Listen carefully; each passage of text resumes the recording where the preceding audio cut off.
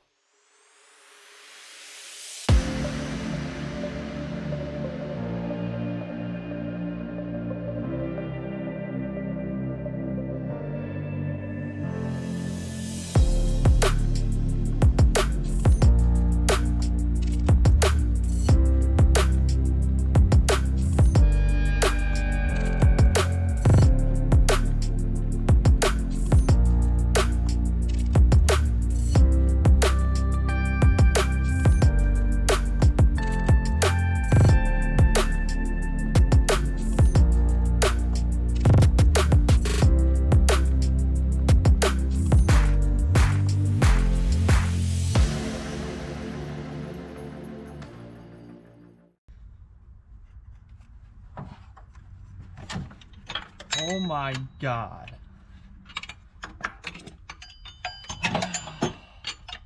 I've been fighting with this thing for a couple days now.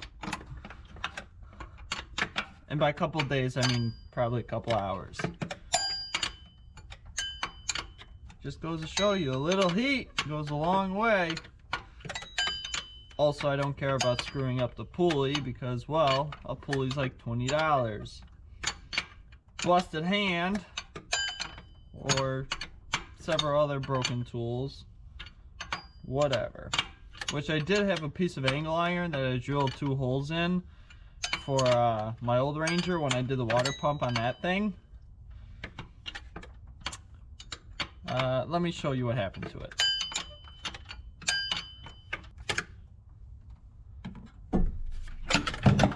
Whoops, didn't need that. Bam! Yep, ripped right through the angle iron. And this is like 1/8 inch angle iron. So, just goes to show. I took out the radiator and a bunch of other accessories. AC condenser, alternator, took all that off. Most of the wiring, everything's unplugged. The only thing left is the exhaust. Yeah, the 2 exhaust bolts. I undid all the bolts around the bell housing, except for like 2 more 8mm or 10mm for around the flywheel. There's like a plate there, but just have to do the power steering pump, which I'm gonna try and take off its whole bracket because I can't get this pulley off for whatever reason. So engine mount bolts, power steering pump, exhaust bolts, and we just have to chain it up and take off the hood too. Chain it up and this engine's ready to come out. So let's go ahead and undo this. I will be right back with you guys. We got our first victim of the exhaust flange bolts. It's this one right here. So yeah, we'll deal with that on a later note. For now, let's keep going. So if you're trying to take off the power steering bracket, there is a bolt right inside here that you have to take the idler pulley off to get to. So otherwise, yeah, that's the last thing that was holding this bad boy more or less in, besides the power steering pump, which I might still try and pull out. I don't know, I have to like cap off the lines or something. So yeah. All right, got the exhaust manifolds off.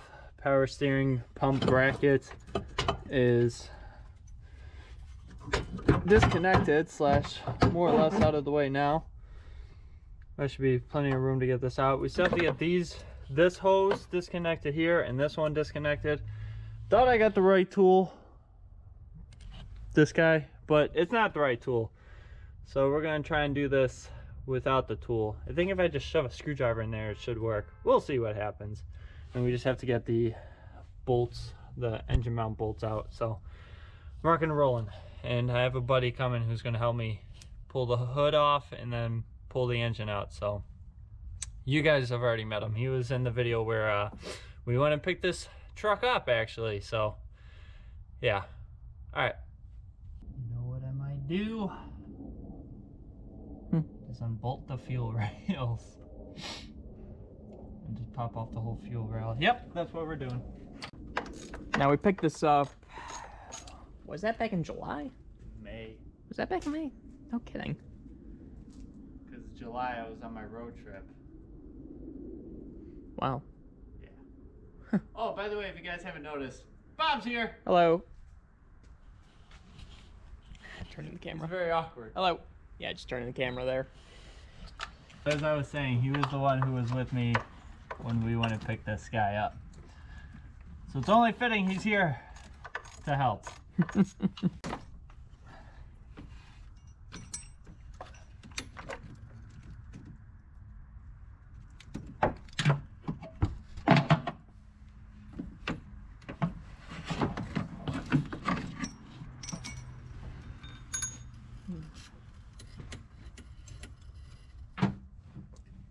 Not the paint.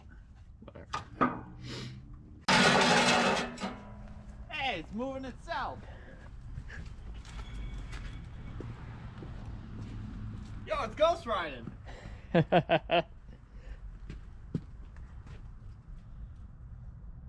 Oh. Not quite. Keep going, little buddy. All right, there we go. Okay.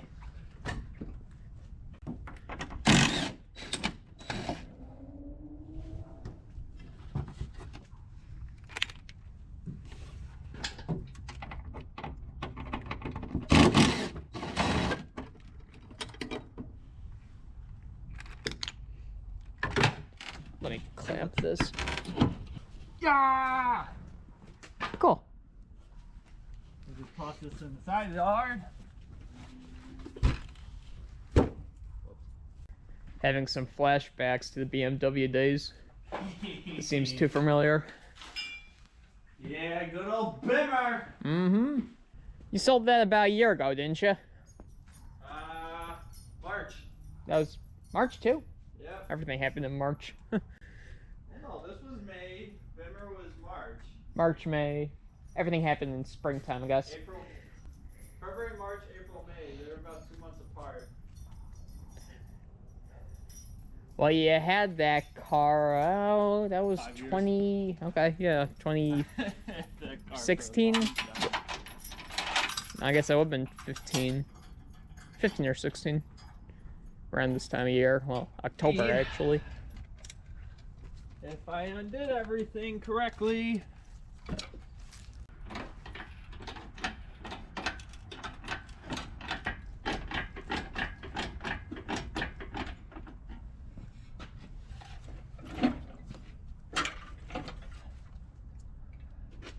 Release, dude.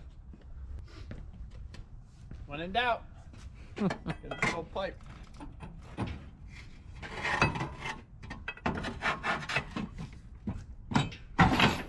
Ah! It's released.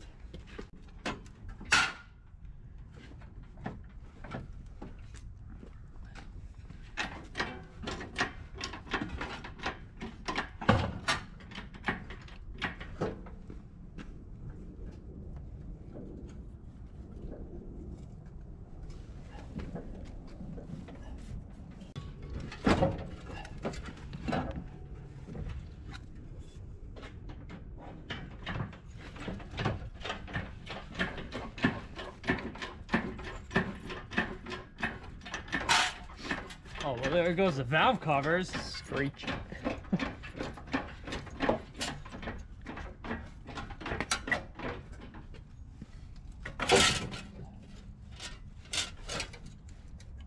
Oh, look what I did to the valve cover. Oh. Will that be an issue? No, besides the fact that I'm destroying like almost everything trying to get it out of here.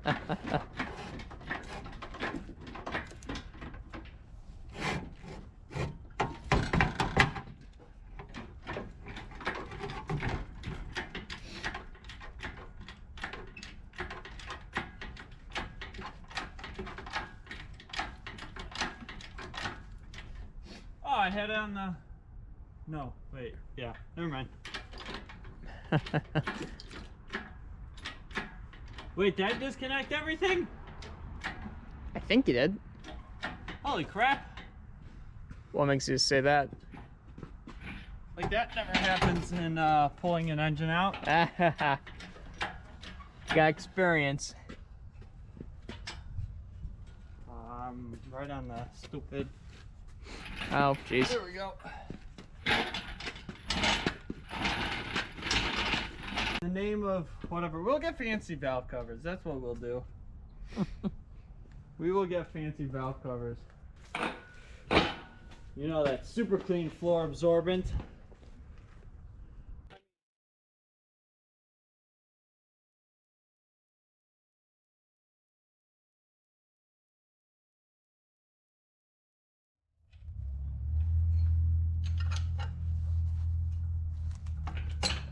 Oh, there it goes.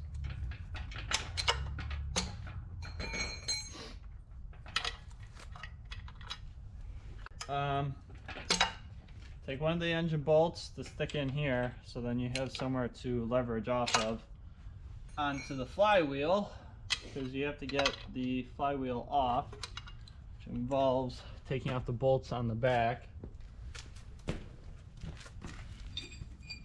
for the nuts.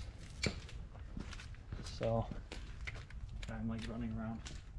Nah, you're good.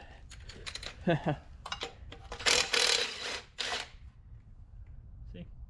Cool.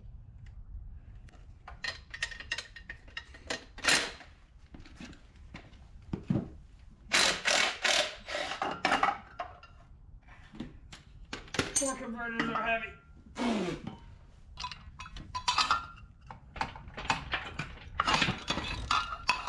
We're bouncing so much. Jesus. I'm in a lowrider. Hey, look at that. So the main thing is you want the crank as centered as possible. Mm-hmm. So that's why I'm trying to line this up. So basically you want this centered with this as much as possible. Okay. Once you're putting it on the engine stand. Of course, after you've destroyed everything else in the meanwhile.